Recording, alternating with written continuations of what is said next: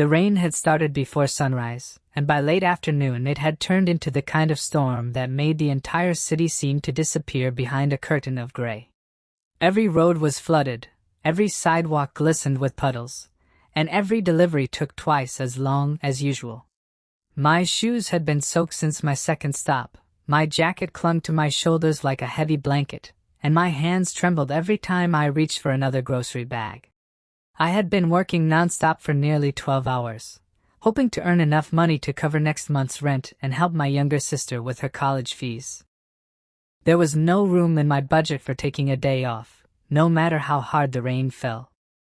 My phone buzzed with what I hoped would be my final order of the day. I sighed when I saw the address. It was on the edge of town, nearly 20 minutes away. Normally I would have declined it, but the bonus pay for storm deliveries was too important to ignore. I loaded the groceries into my car and slowly made my way through the flooded streets, gripping the steering wheel while the windshield wipers struggled to keep up with the endless sheets of rain. The neighborhood was quiet, filled with charming wooden houses surrounded by tall trees swaying in the wind. Streetlights had already begun to glow, reflecting golden streaks across the wet pavement. After checking the address twice, I parked in front of a cozy house with warm lights hanging across the porch. The soft yellow glow looked almost magical against the dark, stormy evening. I grabbed the grocery bags, pulled my hood tighter, and hurried toward the front door.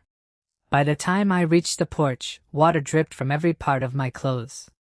I rang the doorbell and waited, trying not to shiver. A few seconds later, the door slowly opened. Standing there was a young woman wearing a simple red top and blue jeans. Her blonde hair rested gently on her shoulders, and despite the storm outside, she wore a calm, welcoming smile that instantly caught my attention. For a brief moment, neither of us spoke. She looked at the grocery bags in my hands, then at my rain-soaked clothes. "Oh my goodness," she said softly, her eyes filled with concern. "You're completely drenched." I forced a tired smile. "It's been a long day." She accepted the groceries but didn't close the door.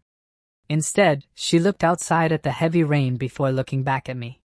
Then she smiled again. "Stay here," she said warmly. "I'll keep you warm." I blinked, unsure if I had heard her correctly. "It's really okay," I replied politely. "I still have to get home." She shook her head. "Not looking like this. You'll freeze before you even reach your car." Before I could protest again, she stepped aside and held the door open, inviting me inside while the rain continued pounding against the roof. For the first time that entire day, I hesitated, not because I didn't want to go in, but because I wasn't used to strangers showing such unexpected kindness. She disappeared into the kitchen and returned a moment later with a large towel and a steaming mug of coffee. "Here," she said with another gentle smile. "You look like you need both of these more than I do." I wrapped the towel around my shoulders, grateful for the warmth, while the rich aroma of fresh coffee filled the room. The first sip felt like it chased away every mile I had driven that day. "My name is Emma," she said as she unpacked the groceries onto the counter. "I'm Daniel," I replied, finally feeling relaxed enough to smile back. The conversation started with ordinary questions: how long I had been delivering groceries, whether the rain always made work this difficult, and how many stops I had made that day. Before long, we were laughing like old friends.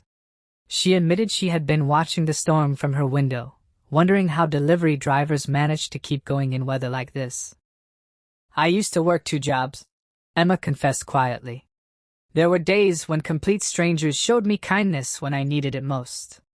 I've never forgotten those moments." Her words stayed with me. In my job, most people barely looked at me. They grabbed their bags, said a quick thank you, and closed the door. But Emma treated me like an actual person, not just someone dropping off groceries. The rain outside only grew heavier. Thunder rolled across the sky while the windows rattled gently in the wind. She insisted I stay until the weather became safer. We talked for nearly 2 hours. She told me about moving into the neighborhood after starting a new career as a graphic designer. I shared stories about working long hours to support my family and help my younger sister finish college. Instead of feeling embarrassed by my struggles, I found myself speaking honestly, something I rarely did with anyone. At one point, Emma smiled thoughtfully. "You know," she said, "people think kindness has to be something big. Sometimes it's just inviting someone inside when they're having the worst day." I nodded. "I don't think anyone has ever done something like this for me." Her smile softened. "Then I'm glad today was different." Eventually, the storm began to calm. The heavy rain faded into a gentle drizzle, and patches of evening sky slowly appeared between the clouds. I stood, realizing it was finally time to leave, though part of me wished I could stay a little longer. Emma walked me to the front door and handed me a travel cup filled with fresh coffee. "For the drive home," she said. I accepted it with a grateful smile. "Thank you, not just for the coffee, but for reminding me that good people still exist." She laughed softly. "And thank you for delivering groceries through a storm. I don't think many people realize how hard that really is." As I stepped onto the porch, the cool evening air no longer felt cold. I looked back once more before reaching my car. Emma was still standing in the doorway, smiling exactly the way she had when she first opened the door. A week later, I found myself accepting another delivery in the same neighborhood. I couldn't help hoping the address might be hers again. It was. This time, there was no storm, no soaked jacket, and no shivering hands. She opened the door with the same warm smile, and before I could say a word, she laughed. "I was wondering when I'd see you again." That simple grocery delivery had turned into something neither of us expected. Sometimes life changes because of a grand adventure. Other times, it changes because someone opens a door on a rainy evening and says, "Stay here, I'll keep you warm." And every time it rains now, I remember the day kindness walked into my life wearing a smile that felt brighter than the sun.